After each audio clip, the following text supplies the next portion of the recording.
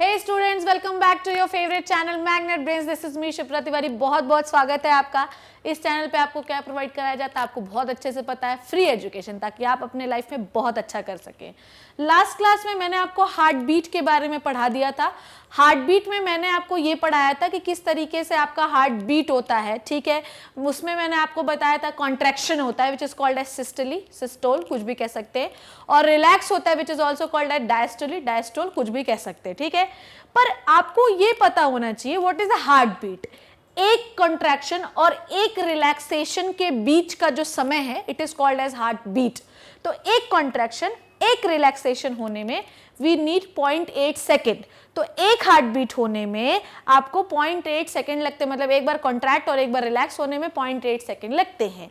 0.8 second में आपकी heart beat, एक हार्ट बीट 0.8 सेकेंड की होती है, और 0.8 सेकेंड में आपका हार्ट पूरा जो है मतलब कॉन्ट्रैक्ट हो जाता है, पूरा रिलैक्स हो जाता है। तो एक मिनट में आप करीब 72 बार अपने हार्ट को कॉन्ट्रैक्ट रिलैक्स करते हैं, मतलब 72 बार कॉन्ट्रैक्शन रिलैक्सेशन नहीं, साइमल्टेनियस प्रोसेस होता है, ठीक है। अब मेरी बात को बिल्कुल ध्यान से समझिएगा। एक मिनट में आप पूरा ब्लड पंप कर देते हैं, मतलब 5 लीटर ब्लड अगर आपकी बॉडी में है ना, तो आप 5 लीटर ब्लड पंप कर देते हैं। पर आपको बताऊं मैं एक चीज, बहुत अच्छी बात, कि जो 0.8 सेकेंड जिसको आप इतने हल्के में ले रहे हैं ना, एक्चुअली ये हल्के में लेने वाली चीज नहीं है। इस 0.8 सेकेंड में इतने सारे इवेंट्स हो जाते हैं। आप समझिए कि इवेंट क्या है, मतलब एक हार्ट बीट होने में कौन कौन से इवेंट्स होते हैं उसे हम इस साइकिल में पढ़ने वाले हैं, which is called as cardiac cycle, ठीक है। एक हार्ट बीट होने में we need 0.8 seconds. How many seconds? 0.8 second. पर उस 0.8 सेकेंड के अंदर दुनिया जान की सब कुछ हो जाते हैं। चलिए जानते हैं उसके बारे में, ठीक है। देखिए, सबसे पहले मैं आपको बता रही हूं जो पहला phase of the cardiac cycle है, ठीक है। तो कार्डियक साइकिल का पहला फेज आप देख रहे हैं which is it is the atrial contraction. It is also called as auricular contraction, ठीक है। इसको बताने से पहले मैं आपको बहुत अच्छे से, बहुत सिंपल से चीज समझा दूं कि ऑरिकल जो होता है, जिसको आप एट्रिया कहते हैं, ऑरिकल जो होता है वो अपना 80% ब्लड वेंट्रिकल को अपने आप ही दे देता है, उसे कुछ भी कॉन्ट्रैक्ट करने की जरूरत नहीं है। पर बचा हुआ 20% ब्लड जो है उसे कॉन्ट्रैक्ट करके वेंट्रिकल को देना पड़ता है, ठीक है। आई बात समझ में? फिर से समझिए, अगर ऑरिकल के पास 100% ब्लड है तो 80% ब्लड वो वेंट्रिकल को अपने आप ही दे देता है, जैसे कि वो कोई पैसेज है, जान दो, ठीक है। पर 20% ब्लड को ट्रांसफर करने के लिए ऑरिकल को कॉन्ट्रैक्ट होना पड़ता है, जिससे वो अपना 20% ब्लड वेंट्रिकल को दे सकता है। तो ये जो राउंड राउंड आपको दिख रहा है ना, एक्चुअली ये कॉन्ट्रैक्शन है। तो जब आप ऑरिकल को ऐसा दबाते हैं ना, तो पूरा ब्लड जो है वो कहाँ आ जाता है? वेंट्रिकल में आ जाता है। अब आप ये जो ओपनिंग देख रहे हैं, ये यहाँ पर बाई साइड में क्या होता है? बाई साइड पे होता है बाइकस्पिड या माइट्रल वॉल। तो बाइकस्पिड माइट्रल वॉल खुल जाते हैं, ऑरिकल कॉन्ट्रैक्ट होता है, पूरा जो 100% ब्लड है वो आ जाता है। पर 100% में मैंने आपको क्या बताया, सिर्फ 20% जो होता है वो कॉन्ट्रैक्ट होकर आता है, 80% अपने आप आ जाता है। जब आप वेंट्रिकल को भर रहे होते हैं तो ये जो ग्रीन कलर का वॉल्व आपको दिख रहा है, it is called as aortic valve. कौन सा वॉल्व? Aortic valve. इसी को आप कहते हैं सेमी ल्यूनर वॉल्व। तब ये बंद रहता है। अभी आपको वेंट्रिकल को भरना है, तो ये कौन सा फेज हो गया? Atrial contraction. How much percentage of blood be transferred from auricle to ventricle in this phase? Only 20%, okay. 80% अभी आगे आएगा। अब क्या करना है आपको, ध्यान से समझिएगा, मेरी बात बिल्कुल ध्यान से सुनते रहिए, क्योंकि अगर आपकी नजर हटी तो दुर्घटना घटी। एक भी फेज अगर आप नहीं समझ पाए तो आप ये लिंक नहीं कर पाएंगे, ठीक है। अब मेरी बात को बिल्कुल ध्यान से समझिएगा।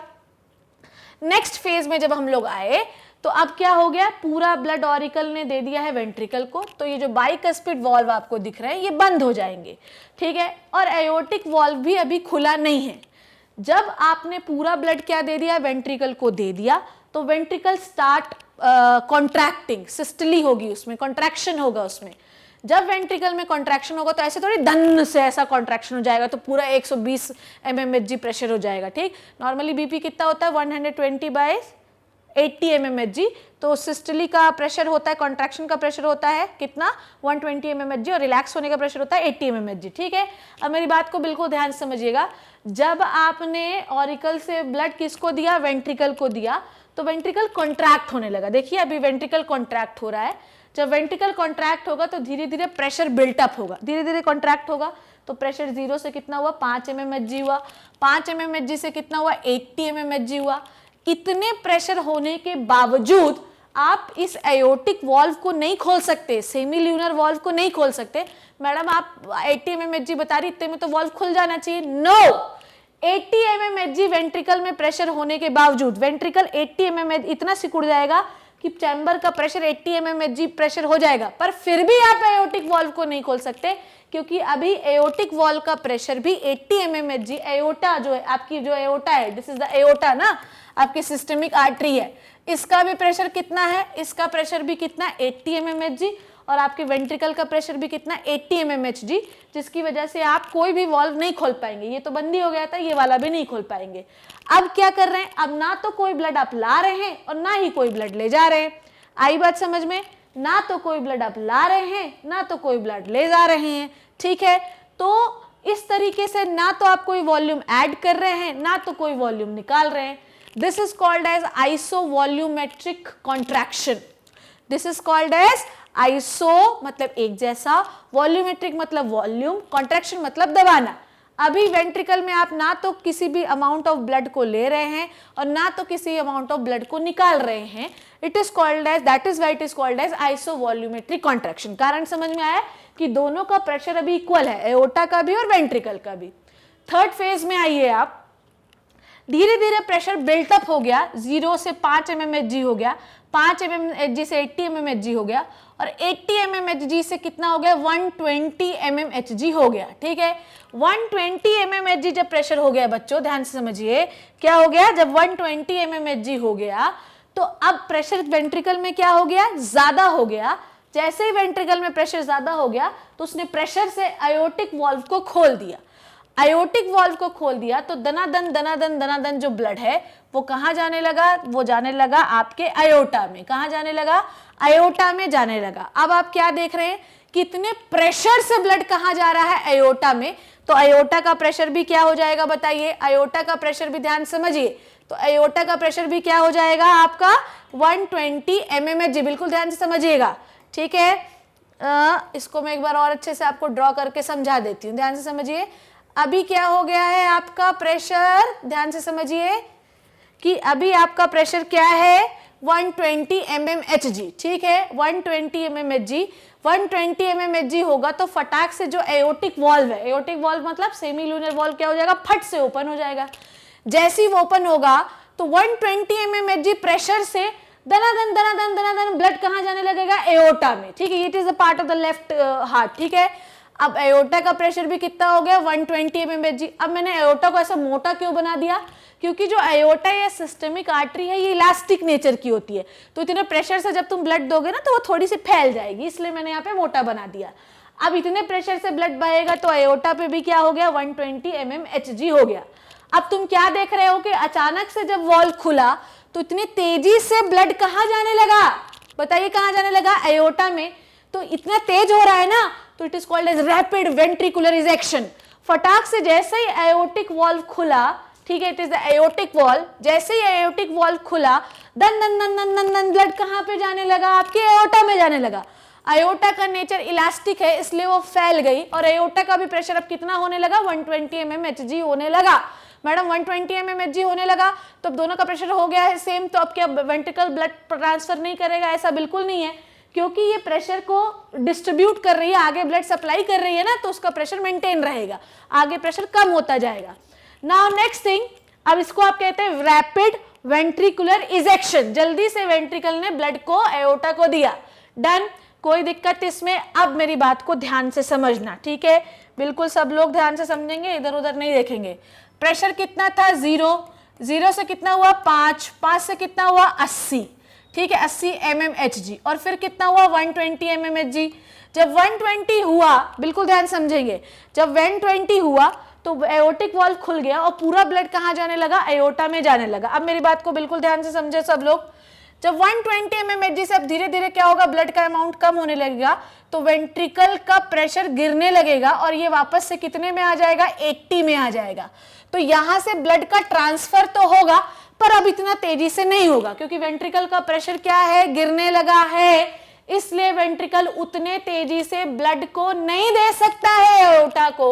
वॉल्व खुला हुआ है, एओर्टिक वॉल्व अभी भी खुला हुआ है, पर उतने तेजी से नहीं दे सकता है। इसीलिए इस फेज को हम लोग कहते हैं स्लो वेंट्रिकुलर इजेक्शन। मेरी बात समझे, जब आप 120 प्रेशर से आप दे रहे हैं ब्लड, दन दन दन दन जाने दो, तो बहुत तेजी से एओर्टा को ब्लड मिल रहा है, it is called as rapid ventricular ejection. Ejection मतलब बाहर निकलना। पर एक टाइम के बाद ब्लड क्या हो जाएगा, कम होने लगेगा, तो प्रेशर क्या हो जाएगा, गिरने लगेगा, और वेंट्रिकल भी धीरे धीरे रिलैक्स होने लगेगा। ठीक है, अभी क्या है, कॉन्ट्रैक्ट हो रहा है, अभी रिलैक्सेशन की बात ही नहीं करते, कॉन्ट्रैक्ट हो रहा है, पर ब्लड का अमाउंट कम हो गया है, तो वेंट्रिकल पे प्रेशर कम हो गया है, जिससे ब्लड तो जा रहा है पर अब उतने प्रेशर से नहीं जा रहा है, तो धीरे धीरे जा रहा है। It is called as slow ventricular ejection. क्या कहलाता है ये, स्लो वेंट्रिकुलर इजेक्शन। डन, इतनी बात समझ में आई आपको। जब आप पूरा ब्लड एओर्टा को दे देंगे, मेरी बात ध्यान समझना, जब आप पूरा ब्लड किसको दे देंगे, एओर्टा को दे देंगे, तो आपका एओर्टिक वॉल्व भी क्लोज हो जाएगा। भाई दे दिया ना आपने पूरा ब्लड, ठीक, तो आपका एओर्टिक वॉल्व भी क्लोज हो जाएगा, और आपका माइट्रल वॉल्व तो क्लोज ही है। ठीक, it is the mitral valve ना, तो आपका माइट्रल वॉल्व तो क्लोज ही है।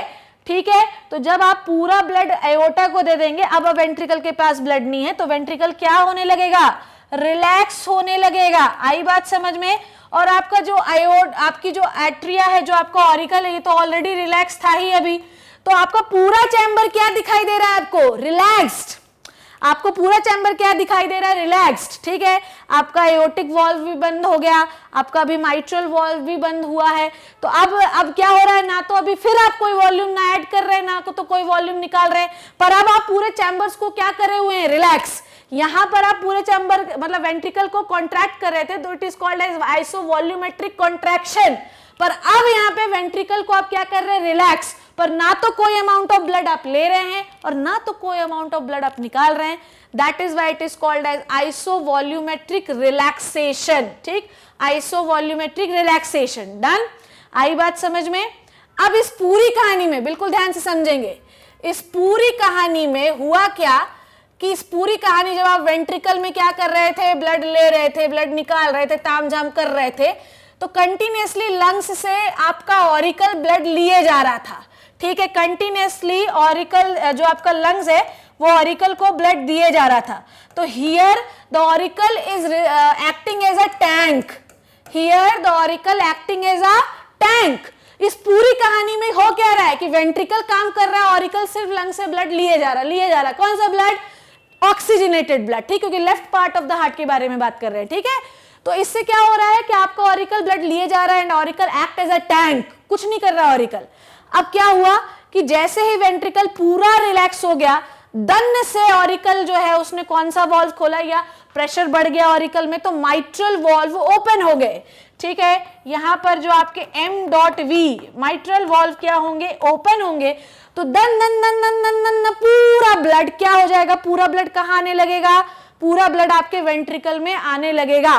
और अभी भी आपका लंग्स जो है वो बंद थोड़ी कर रहा है ऑरिकल को ब्लड देना, वो ऑरिकल को ब्लड दिए जा रहा है। तो 80% of the blood, 80% of the blood क्या हुआ, ध्यान समझेंगे कि जितना ब्लड भरा था, जैसे मान लो कि सपोज दैट कि तुमने पन्नी में क्या किया, पानी भर रखा है, इस पॉलीथीन में पानी भर रखा है, जब तुम छेद करोगे तो पहले एक टाइम के बाद बहुत तेज सफर से पानी गिर जाएगा। ठीक, तो जैसे आपने माइट्रल वॉल्व को ओपन किया, वैसे ही जितना ऑरिकल में ब्लड भरा था सर्र से पूरा वेंट्रिकल में पहुंच गया। पर अब ये ब्लड एओर्टा में ना चला जाए, इसलिए एओर्टिक वॉल्व तो क्लोज ही रहेगा, सेमिल्यूनर वॉल्व जिसे आप कहते हो क्लोज ही रहेगा। तो अब ऑरिकल से वेंट्रिकल में ब्लड आए जा रहा है, पर बहुत तेजी से आ रहा है क्योंकि वो बहुत देर से भर रहा था। तो तुमने जैसे ही माइट्रल वॉल्व खोला, वैसे ही दन्ने से पूरा ब्लड कहां आ गया, वेंट्रिकल में आ गया। डन। अब तुम ये देख रहे हो कि लंग्स कंटिन्यूअसली वेंट्रिकल को ब्लड, ऑरिकल को ब्लड प्रोवाइड कर रहा है।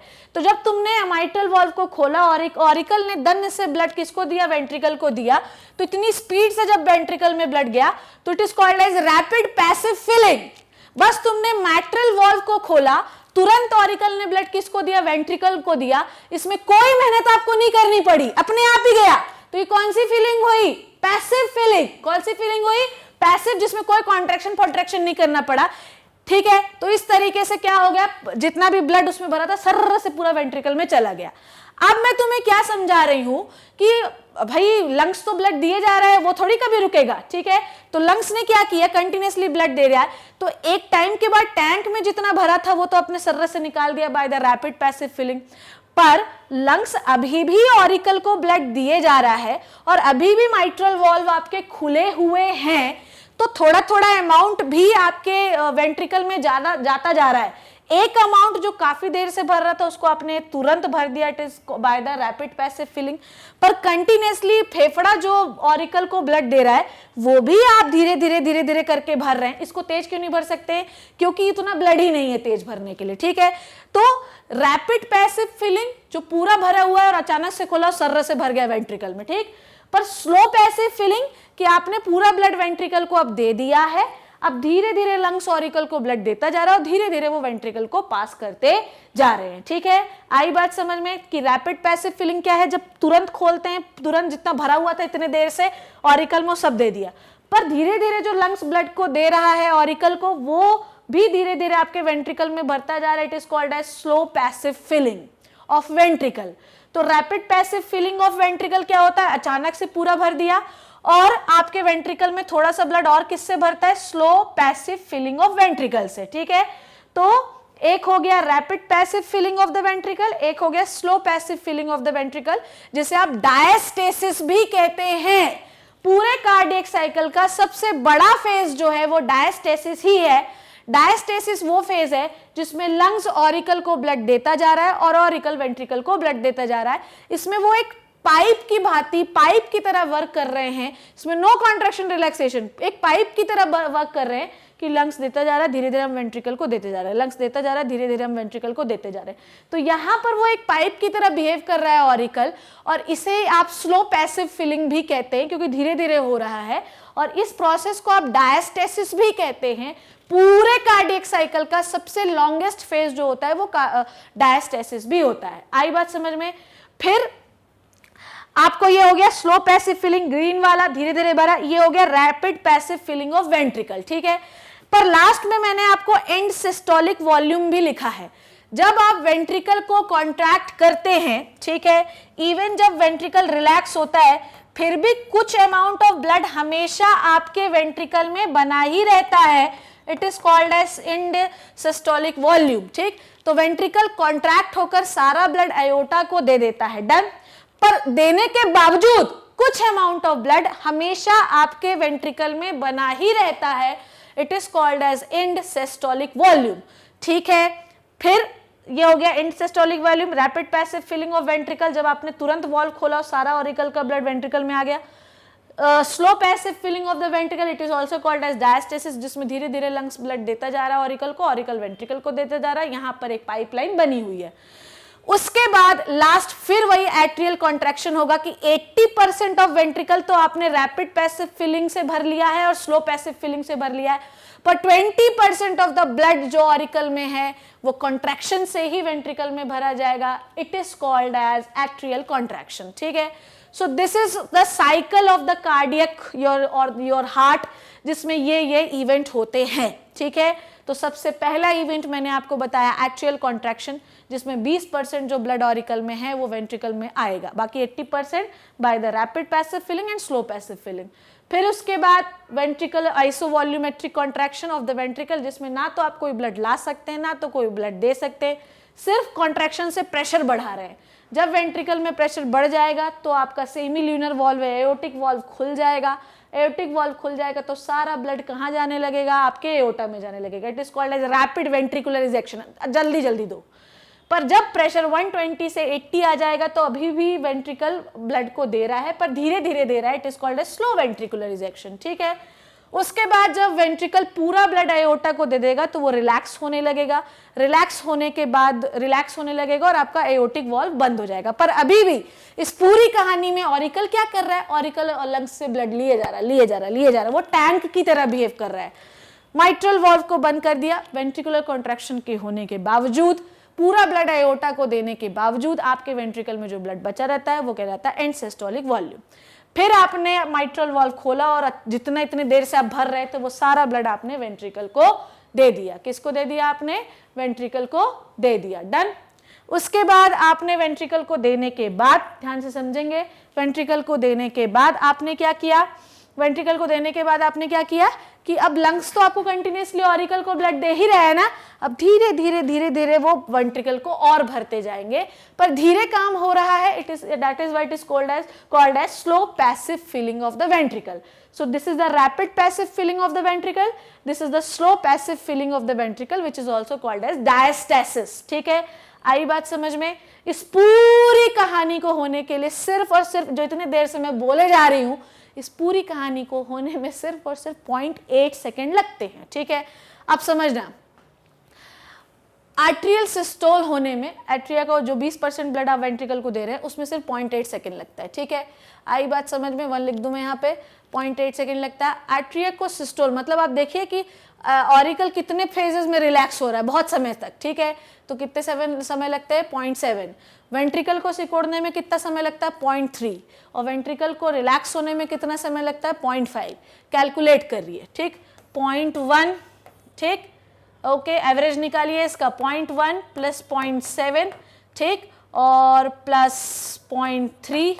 ठीक, ओके, प्लस 0.5 डिवाइडेड बाय 2. ठीक है, तो आपका एवरेज आएगा 0.8. ठीक, ऐसा मैंने क्यों किया, क्योंकि ऑरिकल एक साथ कॉन्ट्रैक्ट होते हैं. ठीक, और फिर रिलैक्स एक साथ होते हैं, वेंट्रिकल एक साथ कॉन्ट्रैक्ट होता है, एक साथ रिलैक्स होता है. इस पूरी कहानी को एवरेज आप निकालेंगे तो 0.8 सेकेंड ही आएगा. इसलिए पूरी कहानी को होने में सिर्फ और सिर्फ 0.8 सेकेंड लगता है.